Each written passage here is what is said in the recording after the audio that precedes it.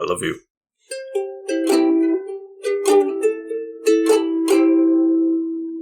Welcome back to the Couch Potatoes for another rip-roaring, dog-filled episode. I am the Green Traveler of Whoosh. And I am the Faceless Leone, your favorite experiment. Can we at least say that? I cannot question that one. Okay, yeah, I will cool. not question that one. All right. And this is Green and Faceless on the Couch, and it's a podcast about movies and television. And today is the potato pick. Hooray! Yay! Oh, boy! We got Mickey here. And Mickey, too. And we are talking about dogs this week. This one, who's this one come from?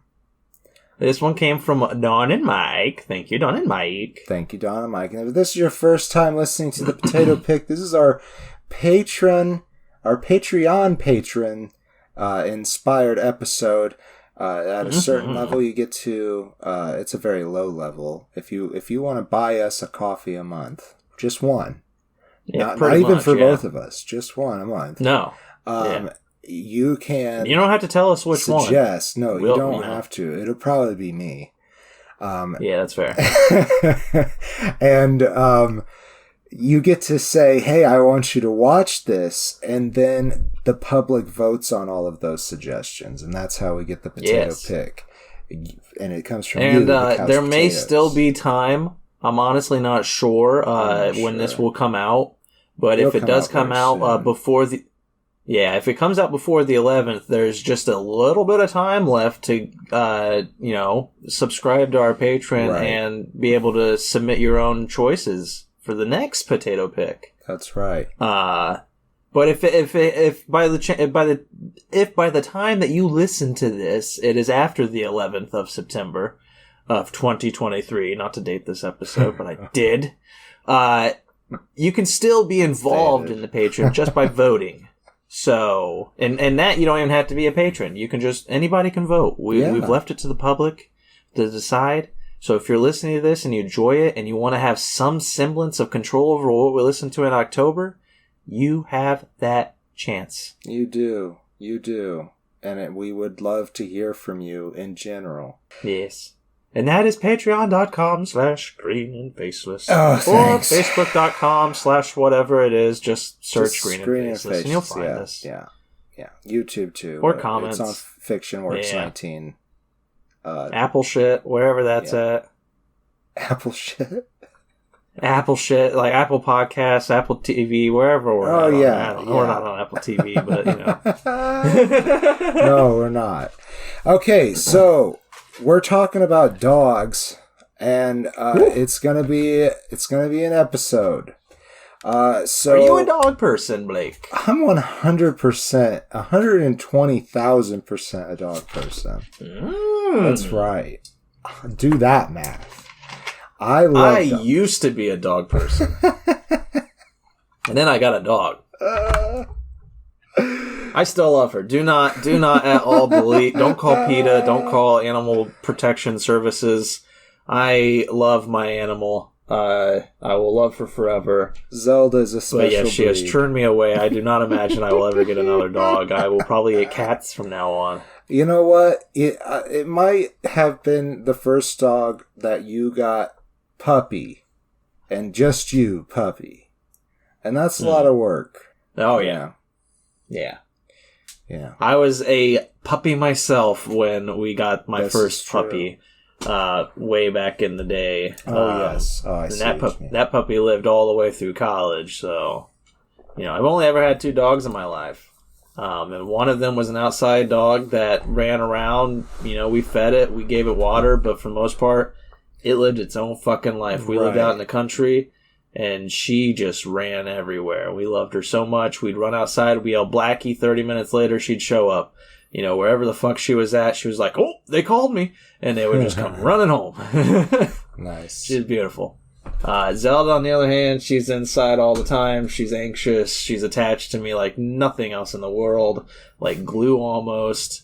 Sometimes it's beautiful things. Other times I'm just like, please, I'm just trying to take a piss. Why are you staring at me? Yeah, Garlic, my dog, is a pit and doesn't really like other dogs and is very excited about guests. And, she's big, so that scares people. But beyond that, when it's just us, she is the biggest cuddler in the world, and that's pretty much all we do, besides Tug. Tug is the other thing that we do. Hell yeah. Yeah, Zelda likes me to throw her treat bowl stuff around. There's some treat toys that we have, so she likes to play fetch with those. Tug is no longer in her repertoire. She used to play that all the fucking time, and now she's just like, no, I don't care about this. Right. And really, she only has 3 modes now. She only has 3 modes now, which is either feed me, take me on a walk, or I'm passed out. And right now it's passed out, which is great. Which is for great. the episode, that is. Yeah. Okay. But she doesn't like to cuddle. I don't know why. She never likes to cuddle. She will sleep down by my legs. When it was all of us together on the couch. Anyway, she'd sit in somebody's lap.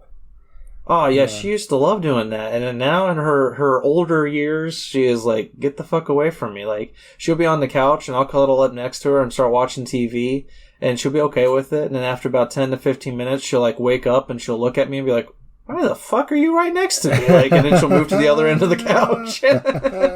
There's so much room here, Mom. It's just like, it's just like, where the fuck? What are you doing, dog? Why don't you want to cuddle me anymore?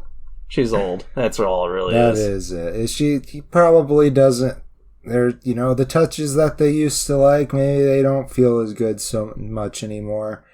Nope. And talking about the life cycle of the dog, let's talk about Marley and Me from 2008. Oh, yeah. Starring Owen Wilson as John and Jennifer Aniston as herself. No, as Ginny.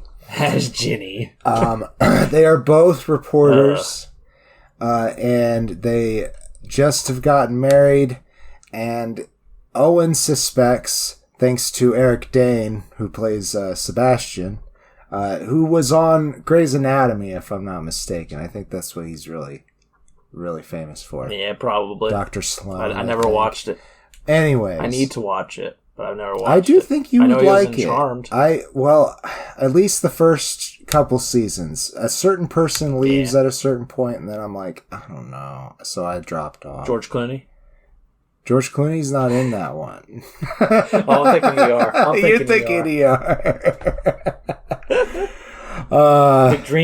McDreamy. I can't remember if that... Well, it wasn't him that I was upset about leaving. He's really good in those seasons that he is in that. I don't know how long he makes it through. Anyhow, we're not talking about that. We're talking about dogs.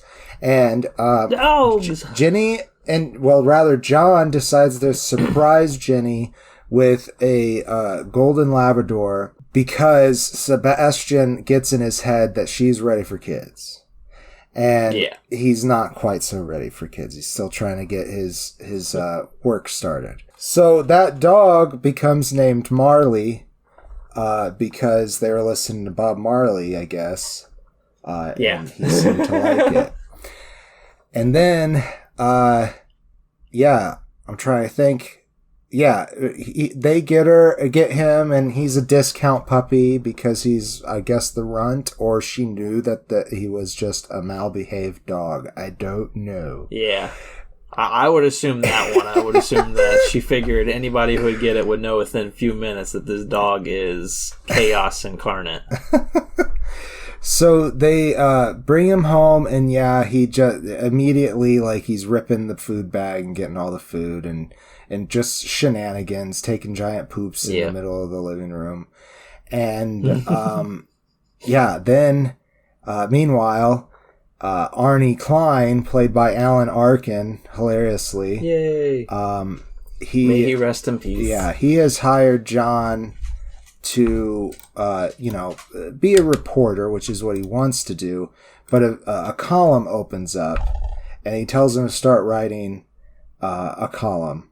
And Owen Wilson doesn't really want to because he sees himself as a reporter, a serious reporter. Yeah.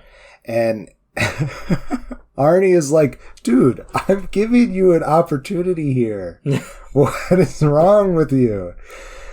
Take the fucking opportunity. I loved Alan Arkin in this movie. He's so really funny. Yeah.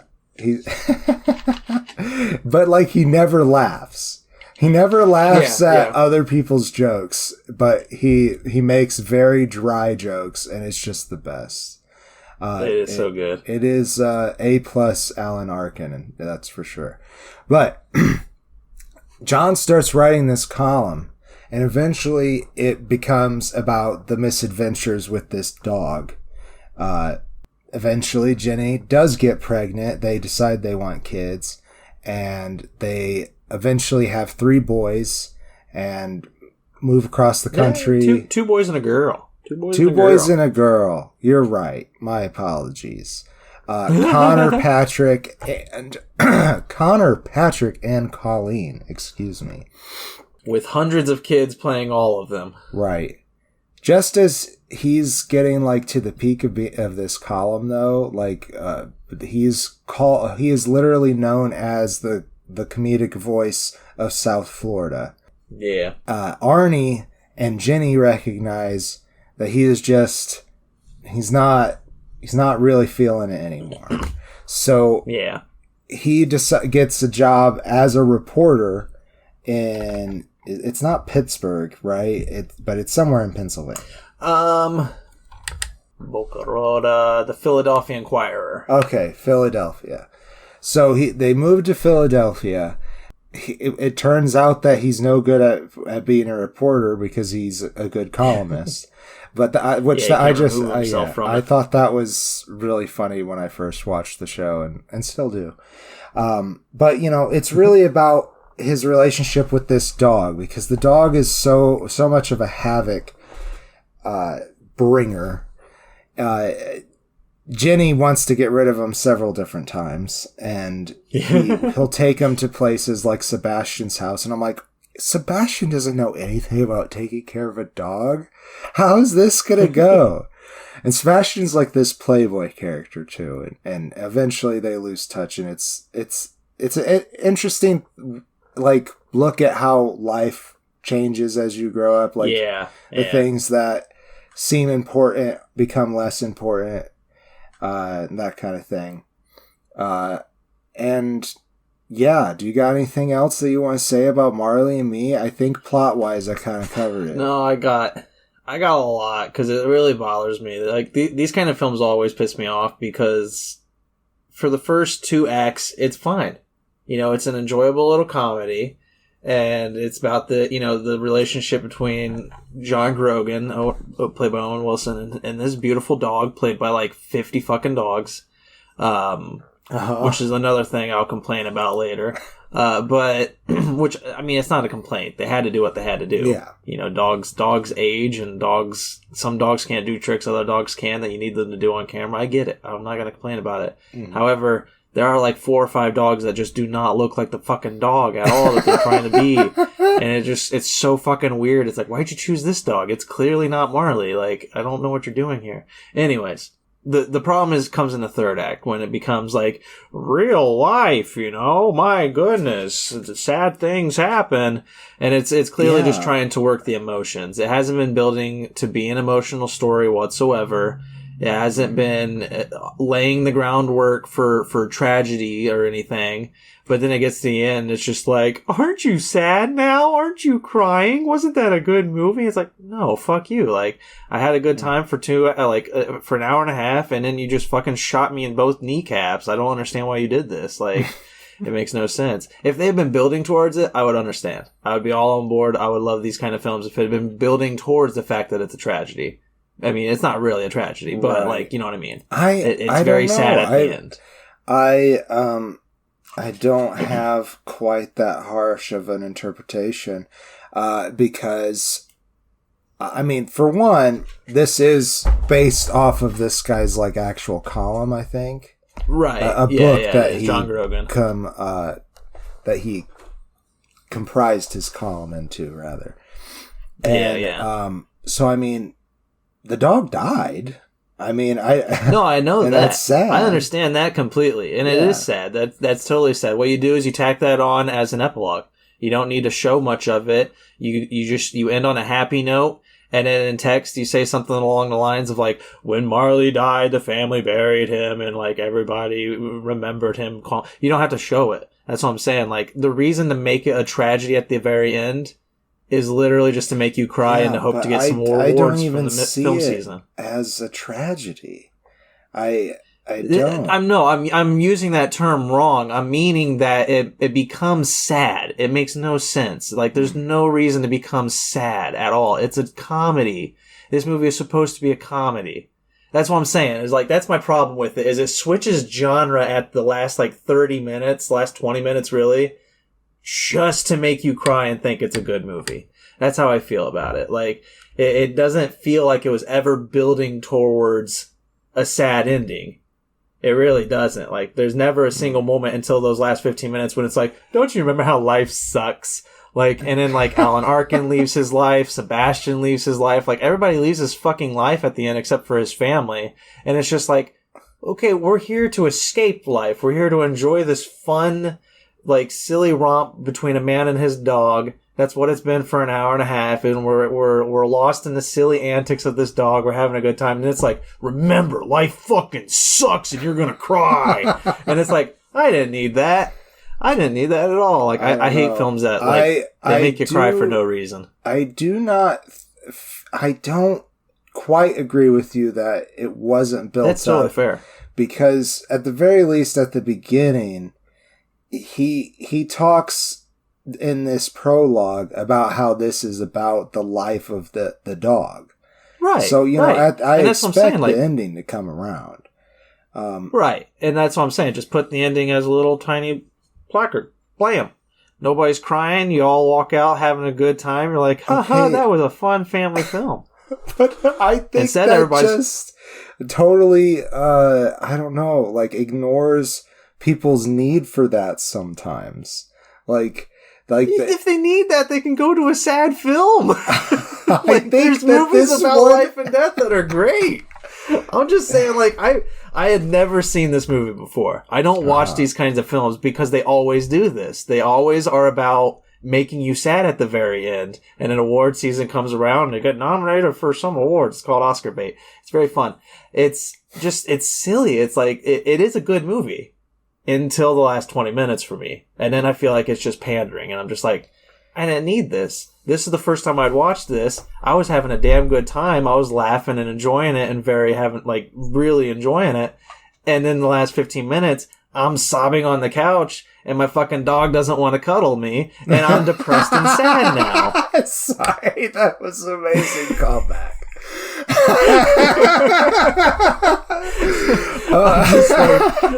That's all I'm saying. That's all I'm saying, though. Is it's just like there was no reason to make me cry at the end after you made me feel very safe and secure. Right. Well, all right. I had seen the film before, and before I had even gone to see the film, I knew the dog was going to die at the end. And you're saying that you weren't not expecting that. You're just saying that you don't like the tonal shift, is what I'm getting. Yeah, exactly. I'm saying it's just not necessary at all. Well, choose which kind of story you want. I don't have a problem with that total shift at all. That's fine. That's totally fine. I mean, that's what the show is. It's all opinionated. I'm just saying that it's just that kind of stuff always just pisses me off, and that's why I don't watch these kinds of films, the three that we're talking about today, because I know they're just going to try to make me cry for no reason. They're going to, you know, and there are many movies that I'm going to hedge myself here, because there are many movies in the past and in the future that I'm going to talk about where I don't complain about the tonal shift, where I praise it even. And that's usually because they build it up much better. Sure. This kind of came out of left field, where it's just like everything's fine, and then they're just like, oh no, he's got intestinal problems, and it's just like, build up to that. I mean, I know they make a lot of jokes about him eating his way through everything. Right. But give us some scares.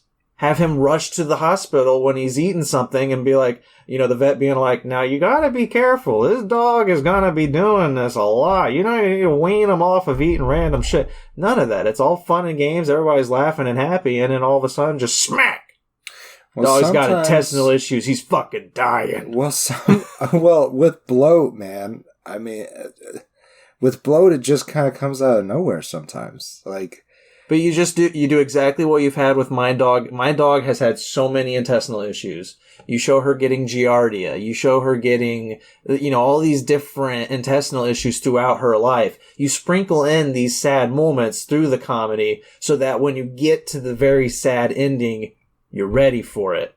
You can still laugh and you're like, I've been crying already. I'm ready for this. I knew death was coming. Instead, this whole movie is literally just an hour and 15 minutes of chucks and then 15 minutes of fucking cry, please.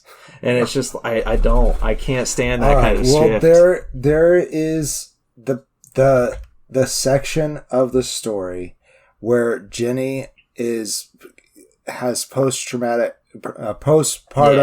stress, I would say. I wouldn't go so far as to label as depression. I'm not a psychiatrist though. But anyways, that part where she, kicks the dog out and is like serious, like, I want this dog out of our life. I don't know. I feel like that was one of those moments. When that comes into play? After the first hour. This movie's like an hour and 30 minutes, and it takes an hour to get to something sad happening. And then it's just sad all the way for the rest of the movie. That is the beginning of the descent. When she has that issue, and that when they start arguing about it, then they go to Philadelphia after they clear things up. Then they go to Philadelphia. Then it's the intestines. Then it's he's dead, and then it's burying him, and then the credits roll. Well, it's a quick, fast descent, and I'm just like, I didn't expect this. Well, I did expect it, but I wasn't, ready for it. You weren't ready for it. Okay, well, give me your rating. I think we understand your closing statement. Yeah, I still give it 2.5 stars. It's still a good movie. It's not my kind of film. I don't watch these films for a reason. Yeah, and but that's the beauty of the Patreon. Potato pick, because you get to, you can get me to watch films that I will never watch otherwise. I thought it was a pretty good movie. I honestly thought it was one of the more sincere Owen Wilson performances. That is true. Because he is a chuckle fuck, and I love him. And, pretty good acting from Jennifer Aniston as well. And the fun stuff was great. And I honestly thought that the sad stuff, that the actors did a very good job in those sentimental moments, especially the actors that we're not used to seeing in that light. I do give it a full face. It's not going to be my favorite movie. I don't like movies where dogs die at the end either. But I don't think... You gotta kill the dog. Do it up front like John Wick. Jesus. I don't quite agree with you about how total... That I don't know. I don't feel like it's two different films to me. It's one coherent film to me, and I think that it's a fine film, and that I'd recommend it if you're a dog lover, with a warning that the dog dies at the end. I would tell somebody who's a dog lover that the dog dies at the end. All right, let's move on though. Let's move on to Dog. Yeah, Channing Tatum starred, Channing Tatum directed. And not written though. I didn't. Yeah, he directed it alongside Reed Carolyn, and Reed Carolyn also wrote the thing. Okay. Very interesting story. You have a lead, Jackson Briggs. That's who Channing Tatum plays. He plays Jackson Briggs, who he's got. He's got. I know he's PTSD. He does have PTSD. Yeah, but he's got some major brain damage as well. He's had several concussions, and he has been told that he will never be back in the field again.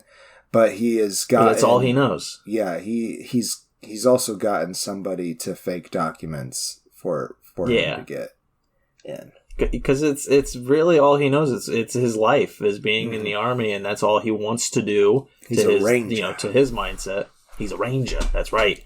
He's in Pakistan where he got injured.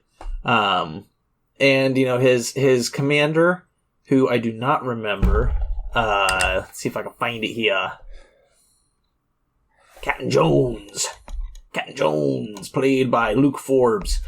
He refuses to, you know, accept, you know, the documents and everything. He's like, no, you're not ready to go back. He does give him an assignment, which is to bring his friend's dog, who was in the service as well. His friend and the dog, both of them were in the. He was the dog's handler. Yeah, and his task, Channing Tatum's task, is to bring that dog pretty much cross country to the Ranger's funeral. And he's just like, that's silly. You know, this is a silly, stupid task, but sure, I'll do it. Like, whatever. After some argument. It was also like dangled in front of him as his only opportunity to make it back in. Yeah. Yeah. Yeah, exactly. And I honestly don't really remember a lot of what happens. I know him and the dog, you know, they're going on a journey. He does a lot of very questionable things. He himself is a bit of a piggish man. You know, speaking of Porco Rosso that we just did. You know, he I remember he goes to a bar and he tries to hit on a lot of the women there, and they're all just kind of just like, get away from us. Like, what are you doing? Right. Like he comes across most a couple. Most young women nowadays aren't really into soldiers, I would say. Yeah, probably not. And I felt like there was a lot of that. And yeah, he was getting a lot of his you know, they were questioning the army and everything. You know, I remember that they're just like, oh yeah, are you fighting for like the government or are you fighting for oil companies? And you know, and he was just like, okay. Yeah. Yeah. And then he would bring that into the next conversation as if he was the smart leftist. And yeah, it was. Yeah, he does a lot of questionable things in that regard. I remember he also gets invited to a threesome. Yes, with these two tantric teachers. Yeah. And he leaves the dog. Does the dog have Lulu. a name? I don't remember. He just calls it Lulu. What was it? Lulu. That's right. Yeah. But he just calls it dog. Lulu. Yeah, exactly. And he keeps Lulu locked up pretty much in the cage for the beginning of the trip. She's too wild, too chaotic. She destroys everything. Right. There was one time he came back to the car and found her like having destroyed the cage and destroying the inside of his truck too. But when he's trying to have that threesome, a random guy is walking along and hears Lulu barking because Lulu has anxiety. Yeah. Lulu is very anxious. And she's going nuts. She's got in a the trauma back of the car. disorder for sure.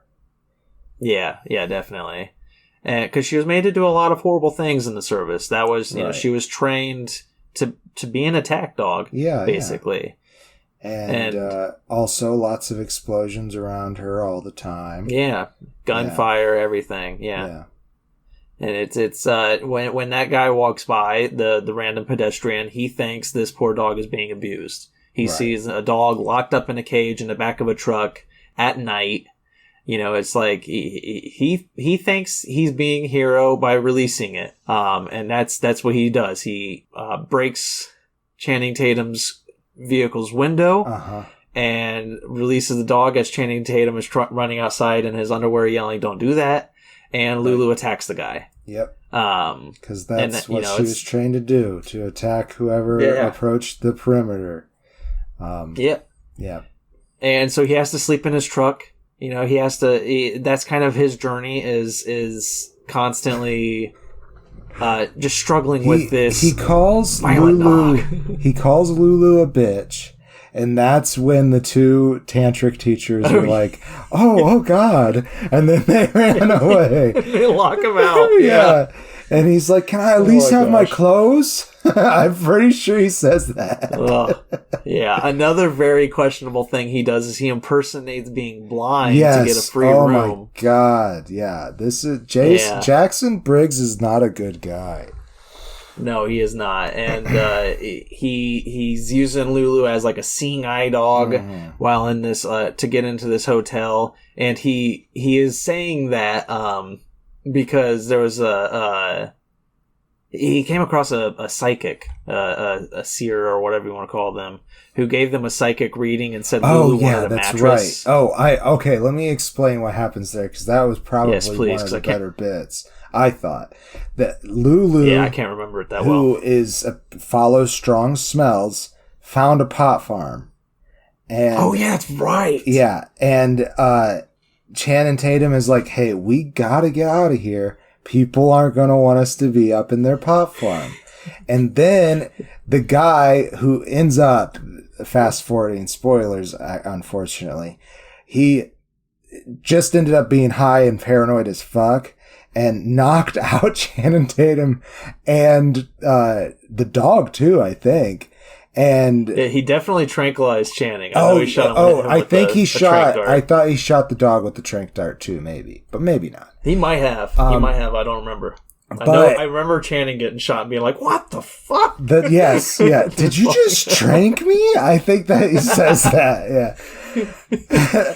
And he falls down, and the next thing he knows is that he's waked up tied to a chair, and the guy, isn't showing his face and trying to be intimidating, and then saying he's gonna kill the dog. I killed your dog. The next thing is gonna be you, and Channing escapes and grabs an axe and goes into the house to find this man arguing with his hippie wife. Before he goes into the house, though, there's a Pulp Fiction reference because he first grabbed he grabbed something very weak, like a log or something, and he's like, "All right, this'll do." And then he sees like a baseball bat, and he's like, "Ooh, that'll do." And so he grabs the baseball bat, and he walks a little further and sees like an iron rod, and he's just like, "Oh, there we go." And then he finds the axe, and he's like, "Fuck yeah, axe!" It's great. I love that moment. That was so funny. That was funny.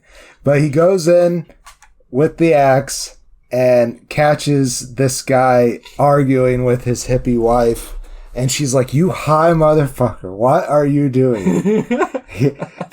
They probably would have just left us alone, but no, you had to hit him in the head or whatever, knock him out. Yep.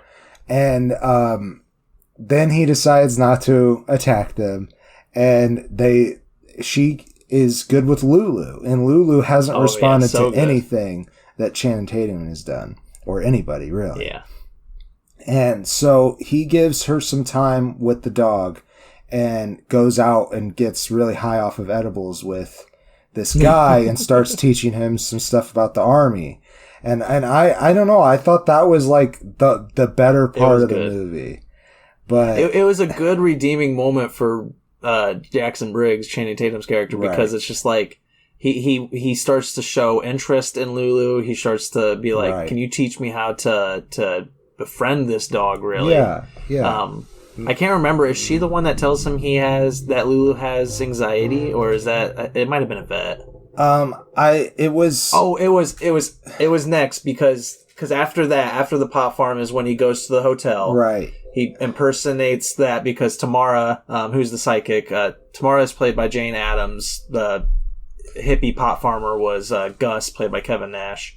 After that, they go to the hotel. He impersonates being blind because Tamara had said, "Lulu wants a mattress." And so he's like, "I'll get Lulu a mattress. We'll go get a free room at a hotel. I can impersonate being a blind guy." Yeah. Having been injured in the war. Yeah. Very awful. And it gets even worse, though, because Lulu, again, this is how she was trained by the army. She sees a Arab man in Middle Eastern dress. I don't know what the traditional dress, we'll say. Yeah, the garb. I can't remember what it's called, but sadly. The character's name was Dr. Farid. Yeah, played by Junes Zadi. I think Junes. I'm sorry, that it might be pronounced. It might be Junis. Or Humis. Yeah, it might be Junis. I'm not sure. Lulu sadly attacks him in the lobby, and Channing, trying to stop it, very clearly shows that he's not blind, and he's like, oh my god, I can see again. And how he got out of any kind of issue, I have no fucking clue. I mean, I know they show he went to jail, yeah. Yeah. And what he was basically forgiven by Dr. Farid. That's what I'm saying. Like, I know the guy forgave him, but he still tried to rip off a hotel for being blind. I know. That part was fucked up. Yeah. It's ridiculous. Yeah, I don't know. It was messed up. Despite his negative issues, just to get to my bit of the closing, I guess, for this one is like, it's still, even though I don't like the main character, I don't like Jackson Briggs, I think Channing Tatum does a great job. Oh, yeah. I think he did a great job directing it, too. I think the direction of this movie is really well done. And I think the story is really good because, one, the dog doesn't die at the end, thankfully. And two, it does go for the sad ending, but it's uplifting.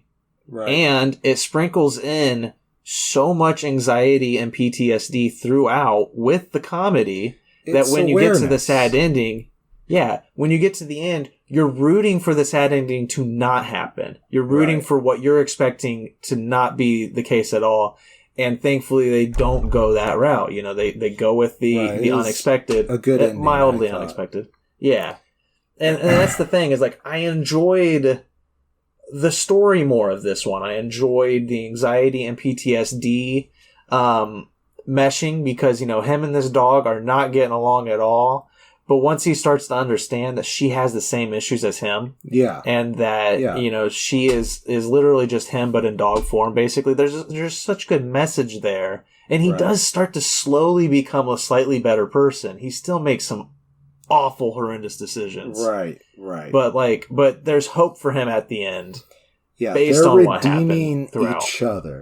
They're redeeming each other, and he starts finding help and stuff, and accepting that he has issues from being in the service. Yeah. And instead of just trying to get back out there so that he can feel normal again. And he also at the end kind of realizes too that maybe the Army, he might not be able to, return, not the Army, the Rangers. He might not be able to return, but, there's still hope. It's not the end of the line for him. He can still have worth, do something else, or I'm pretty sure they're Army Rangers, so I don't think you're wrong. Okay. I don't know our military all the people out there who our people are getting mad. My brother's getting mad at us because he loves, he knows that shit like the back of his hand, but I don't pay attention to any of that stuff. They just protect me, and I respect that. Thank you guys and gals. I work with someone who is an ex-Army Ranger. They're interesting. I was going to give more info, but they would not like that, actually. So then the government would be on us. Yeah, well, I don't know about that. But that shit is classified. This person would not be happy. They're very. Oh, but I still give Dog 2.5 stars. Okay, that's good. I give it a full face. I do think it's a pretty good story, but it is kind of hard to like Jackson Briggs. And and that is a hard swing against it. And then also sometimes it feels as if they're glorifying the Army and military services and stuff. But at the end, I feel less so. It's more of a movie about the consequences of people being in these services. Yeah. And I felt it was still respectful to both sides. I do too. People who are very glory hungry for the services, and then the other people who are just like, no, it's like, I feel like both sides can watch this movie and be like, okay. Right. Like, he talks to this one character, and I'm not sure that I knew if I can pick out which person that it was, but they were another dog handler, and Nuke was their dog, and he was taught, like, his opinion on going back was totally different. He's like, I I got a family, and all like this family and having Nuke here is what made me a person again. Like, yeah, that I don't want to go back, and I don't think you really do either. And you know, me and Rodriguez, the guy who has passed away and was the handler for Lulu, he used to talk to me about all the time about driving his car off a cliff, and he drove into a tree instead. And so, you know, he that conversation really seemed to open up Briggs. I forgot his name for a minute. It seemed to open him up towards the idea that he doesn't, you know, he's hurt, he's broken. And I really appreciate this for the awareness level, but I'm not going to recommend it to everybody. Yeah, I agree with that. Yeah, but it's interesting. All right. We talked about two movies. Should we take a soda pop break? I agree. Yeah. Let's go take a soda pop break, and we'll be right back. You're gonna want to stick around for the last film, but everybody, don't leave off. Yeah. You know, I know you might be like, you know, I should close the window. They're done, basically. They've talked the two that I knew about. We got one more movie. We got one more. All right. It's very important to stick around for it. We'll be right back. I love you. Don't call, no, not don't. None can show how to stay the way. If you cut your foot, it hurts, I know. We're back, right? We're opening up with that. Right? Yeah, if you're done with, you know, whatever. Yeah. Woohoo! We're talking about the Year of the Dog. If you think we're about to talk about the 2014 movie or whatever, yeah. Well, we're not. We're sorry. Yeah. We're going to talk about another 2022 movie that you can catch on Amazon. Yeah. It actually came out on Amazon this year, but I believe it was like some kind of in the. It was released at festivals and stuff.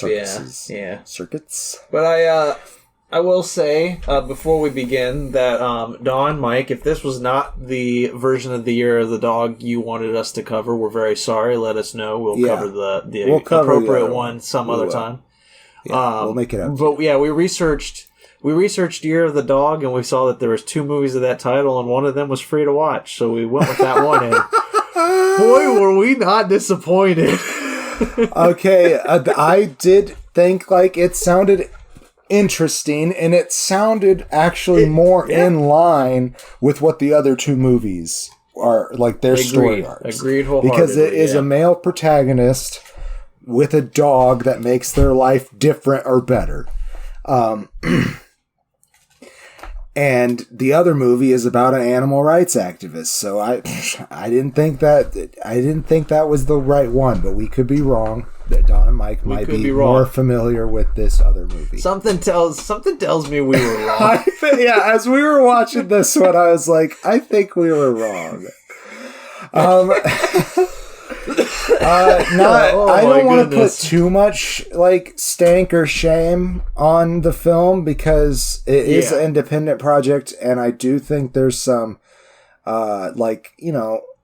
cultural awareness going on that's that I really appreciate. So I agree with that. Yeah, it's all directed, written, and starring Rob Grabow. Rob Grabow, or maybe I don't know. Grabow. He plays Matt, who is an alcoholic, and he has just been told by the doctor not that long ago that if he doesn't stop drinking, he's going to he started throwing up his stomach lining already, and if he doesn't stop drinking, he's going to die.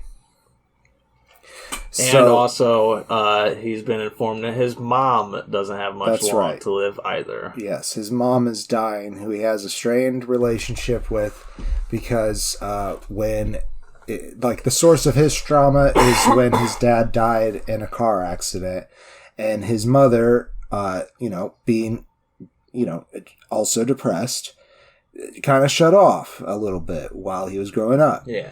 And that was really hard for Matt. But he's trying to get sober.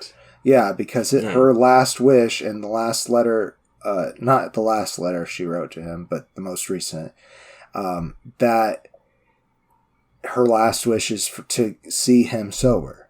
And so he wants to be 30 days sober and then go visit her.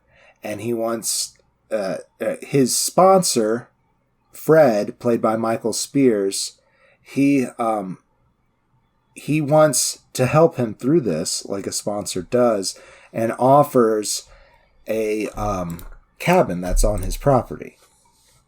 At first, Matt's not going to take this opportunity. He's like, no, I'm going to do this my way.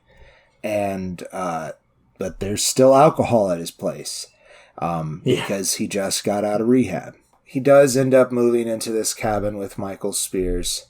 And Fred also is like, hey, can you please, for the love of God, stop wearing that Atlanta Braves hat? Yes, I want to talk about that. I am and have been for years. For years, I have been saying with my brother also, my brother kind of agrees with me now. He used to not agree, but I want them to change the name. Right. I've always, I still, they have their excuses for it. They are in contact with the Native American tribes around Georgia. Right. And, they talk to a lot of those tribes, and those tribes, they give back to all those tribes, and those tribes are like, yeah, you can use it. That said, as Michael Spears points out, as Fred points out, his character, because Fred is and Michael Spears also, is of the Lakota Sioux tribe, which is, not one of the tribes around Georgia. They don't appreciate it. They are one of the many nations around United States that don't appreciate those names still being used in sports, no matter what the regional tribes think. Right. And, I have been saying, and my brother agrees with me, they can change their name to the Atlanta Hammers. For God's sakes, they used to have a player called Hank Aaron. He was Hammering Hank Aaron. Change it to the Atlanta Hammers. You're honoring one of the best players in baseball. That's a really good idea. And at the same time, you don't have to change the logo. Our logo right now is the most racist part of it. Like, Braves in and of itself is racist in regards to Native American tribes. But our logo is literally a tomahawk still. And one of our iconic things is the tomahawk chop. But you guys haven't been doing that, right? No, yeah, we've stopped doing, well, to my knowledge, people stopped doing that the last couple of years, but most people, a lot of fans still do it because they don't, it's not racist, blah, blah, blah. Right. It is racist. I don't see how it affects you. That's literally something that Matt says. and Fred is like, dude, it affects me. It affects me. It really does, yeah. And the players have stopped using it. The players have stopped doing the chop, but a lot of fans still do it. I know that. But if it's a hammer, you can still do it. Because then you're just hammering. You just change the motion. It's no longer a tomahawk chop. Now you're just hammering a nail. Or something. Changing it to the hammers clears it up a lot. And you can still give back to the community. They still would, to my knowledge. I don't... Right, sure. I don't know. The management seems to be really involved in wanting to do that. So, who knows? But I am in agreement with Fred. I know coming into this, I thought it was hilarious. That was the one thing that I was just like, all right, I'm in this movie because this boy's wearing an Atlanta Braves hat. and then immediately, Lakota Sioux tribesman is just like, take the fucking hat off. And I'm like, we actually gonna touch this? Oh my goodness! This is gonna be interesting, and I enjoyed it. I thought how that became a through line throughout the movie was really good. I enjoyed that. That focal point. I thought that was very fascinating. Yeah, I did too. And Matt had some very sincere reasons why he liked the hat, and it was because it represented his relationship not just with that team, but with his dad. And his dad passed away as part of his trauma. But, Fred made him realize that. And even later, Fred gives him this really sweet present that's like this framed thing that has all these old Atlanta Braves players on it. And he's like, but obviously I couldn't put that awful name on this plaque. But it's just got the logo. It's great. Yeah. I love that too. And at that point, Matt threw away the hat. And I thought that was nice. Yeah. That was a nice thing. But anyways, this is about a dog. And it is about a dog. They find, this being Matt, finds a husky dog licking chickens. That was hilarious to me. He's just licking chickens in Fred's chicken coop. And that's another thing, too, between Matt and Fred, is that he keeps on calling it a farm, but it's not a farm. He's like, dude, there's chickens there. And he's like, a lot of people have chickens. And that's what makes it a farm. So Matt convinces Fred to allow him to adopt this dog, and Fred's like, even though Fred is like, this is not a good idea, you are trying to recover. Yeah. And Fred eventually is, he's convinced because Matt's like, well, I don't need your permission, I'll leave. And he's like, dude, don't you see what you're doing? You're bargaining right now. You're doing the thing. And he's like, all right, but this, when I was a kid, my dog, I feel like saved my life because it was the only thing I was connected to when my dad died. So Fred is convinced, and they name the dog there by, he said, since you are letting me do this, what should we name him? And Fred's like, you pick. And he's like, I like that. We'll call him you pick. And he's like, what? Are you serious? And it was funny too, because I had the subtitles on, and so obviously you pick YOU space PICK, but then he's immediately like, when he says you pick, I like it, it's like YU apostrophe PIQ. Yeah. And I was just like, what? That's a weird way to spell it. Well, there's a reason for it. There is a reason for it. And they do leave it for the very end, but they're going to come around to it. I'll use this to introduce the character that's played by John Proudstar. Greg. Yes. He is not actually an alcoholic. He is a part of some other organization that is, I think, about abuse, but I'm not entirely sure. And they're individuals who are affected by alcoholics. It's connected to AA, but he was the son of an alcoholic. Gotcha. Okay.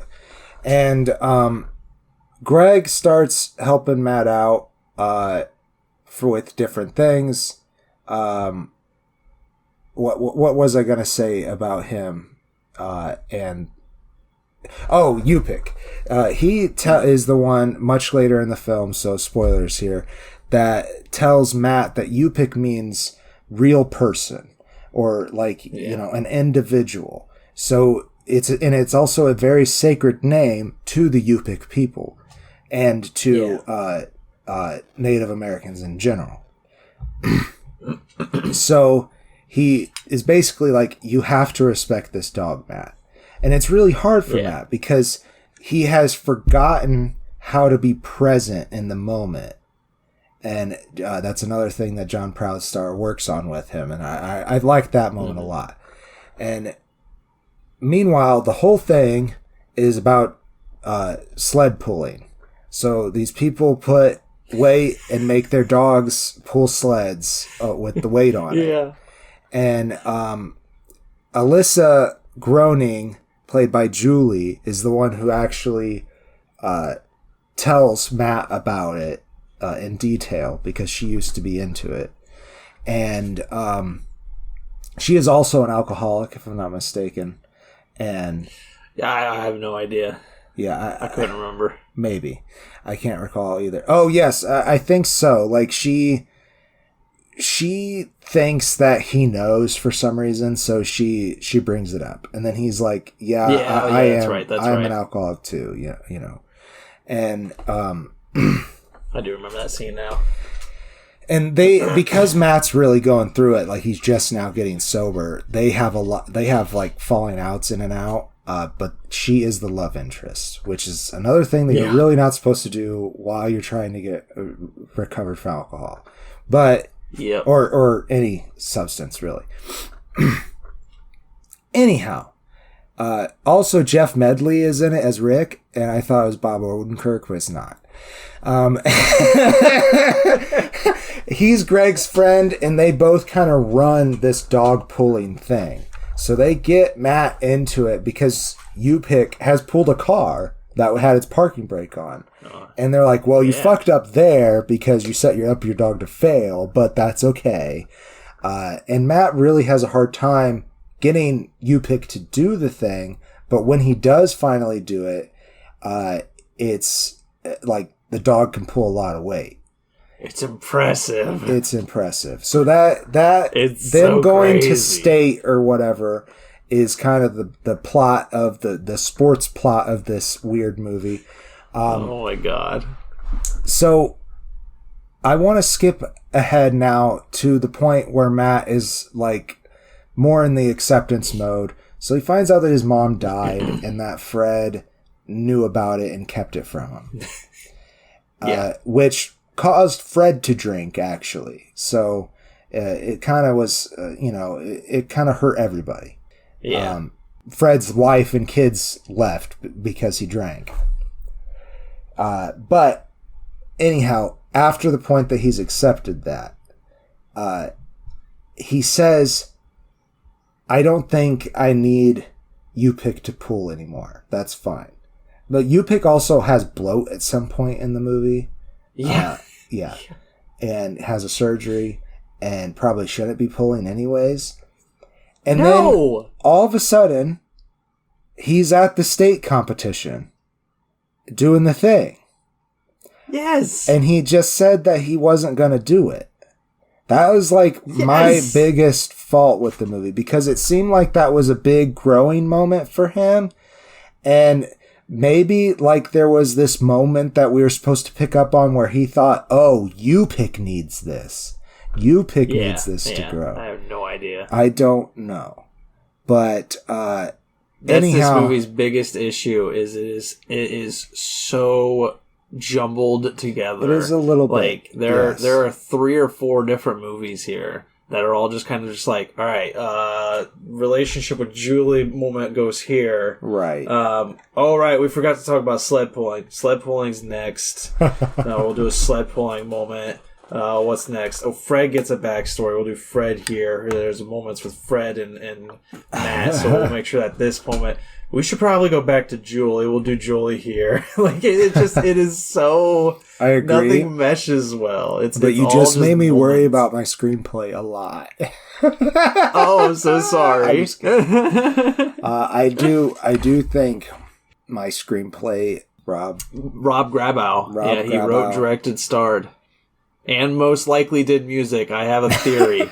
Go ahead with your theory, because what I was gonna say isn't necessarily very nice, but I like what he's trying to do. You know? Yes, I agree. And it's interesting. Yeah. I can't say that I was uninterested in watching the film. I watched it the whole way through. Yeah. Okay, I will just say, not to be rude to Rob, if he ever hears this, I'm so sorry, Rob. I do not want to be rude to you. You have a good story here. Yeah. You have decent directing. But just decent. Like, I'm sorry, but like, you need more from all of these actors. Like, all of them are giving I read the script performances. Like, everybody You're gonna get that with an independent project, for sure. Yeah. No, yeah, I agree with you. I understand that wholeheartedly.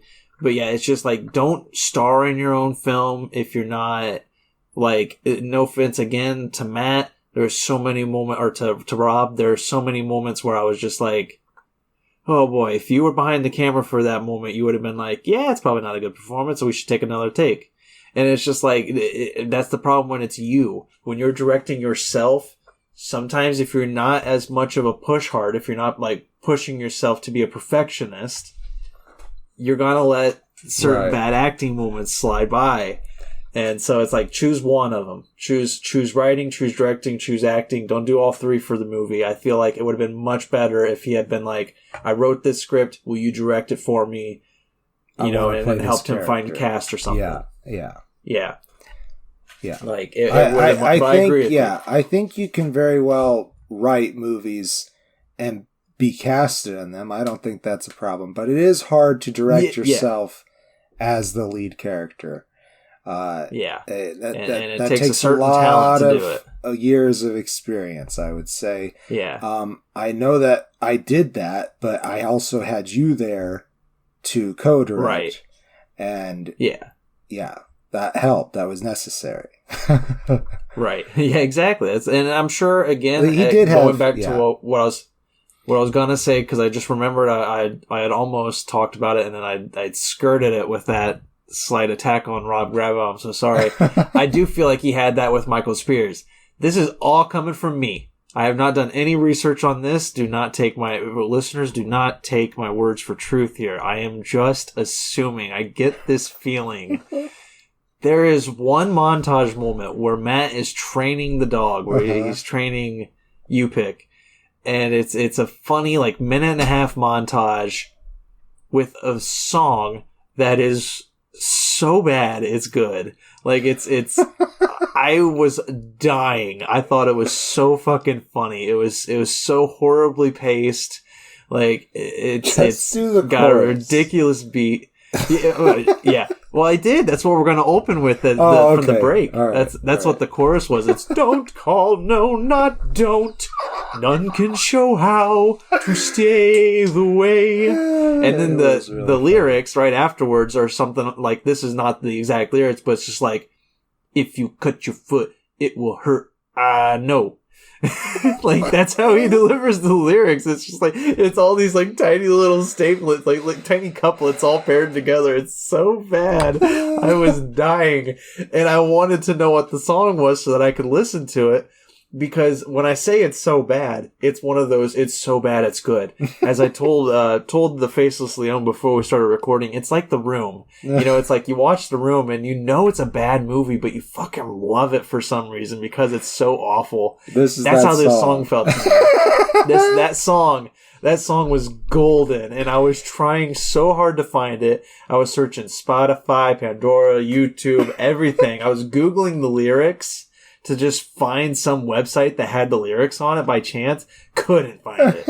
Like, I was looking everywhere. I searched through this entire film's like trivia on IMDb, everything. I could not find it. Rob Grabo, if that was a personal song that you wrote, put it on Spotify. Please put it up to YouTube. It made me so happy. And I know I said it was awful. I'm so sorry. But it's one of those awful things. It's so beautiful in its own way. I do want to mention that there was 2 other people credited as director, and that I don't know if we mentioned their names, but it was Andrew McGinn and Michael Peterson. So they could have been behind the camera when he was doing his acting bits. Maybe. Yeah, just and he's not a bad actor. I won't say that. He's just. So. I feel like everybody just needed good moments when he's angry. I think. Exactly. Yeah, and everybody had good performances. Michael Spears, John Proudstar, Alyssa Groening. Like, everybody did decent jobs. Nothing amazing. It's Jeff just I feel like Medley under was different. Amazing. I don't know what you mean. Played Rick. Okay. And he was into the Zodiac. That came out of left field. That was so weird. He's just like, by the way, I like the Zodiac. Well, you know what the year is? It's the year of the dog. What? No way. Yeah. No, what, man? I liked so cool. it. I liked it, but it was definitely like a oh, look, they said it. Moment. It was like they got to the end and Rob had finished like reading a book or whatever it was based off. I don't know if it was based off a book or anything. I have no idea. But it was like he had finished something. He was like, I don't understand. Why is it called the year of the dog? That makes no sense. I'm gonna say it's a Zodiac thing. Oh, jeez. Well, I give the film a full face. I think it was pretty good and had some good emotional feels. It just didn't have a very finished feel, and sometimes you get that with an independent film. But I'm interested to see what other films that Rob Grabow writes, at the very least, because I do think he touches on interesting issues, at least from this script.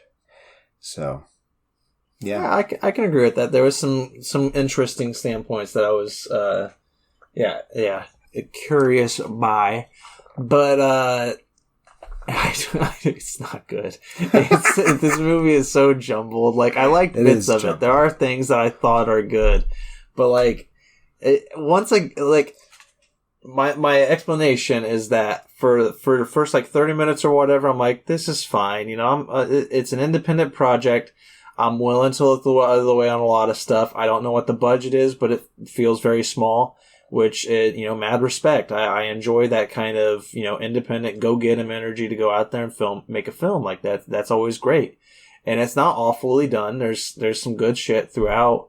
But it's just, when it got to that montage and that song happened and I started literally dying while laughing, like, I almost choked. It was, and then I rewound and watched it 5 more times, and then I took a video of it. And when I got to that moment, that's when I realized, oh no, this is starting to go south for me. And after that, it just became like a hodgepodge of events where I was constantly how is this movie still going on? It's gotta end soon. I was going crazy because it was just okay, this will be the ending. And then it's oh, now we're at the pulling with the dog and everything. I'm just oh my god, I forgot that the dog pulls things. Okay. Alright, we're back to this. And then there's more shit after that. And then this shit happened. And then he's at a funeral. And then I'm just oh my god. The mom's funeral bit, though, I thought, that, the letter from his mom, I thought that was pretty well written. I agree. I think there was good moments, but I feel bad. No, I'll give it 2.5 stars. I'll give it the same score as the other two. Wow. I'll give it 2.5 stars. I was going to give it 2 stars, but it's independent. I'm willing to be lenient on it.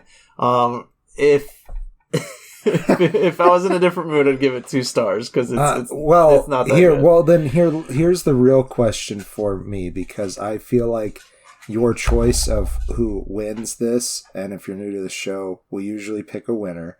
I think I know who you're going to go for. So let me ask you: is this better than Marley and Me or not?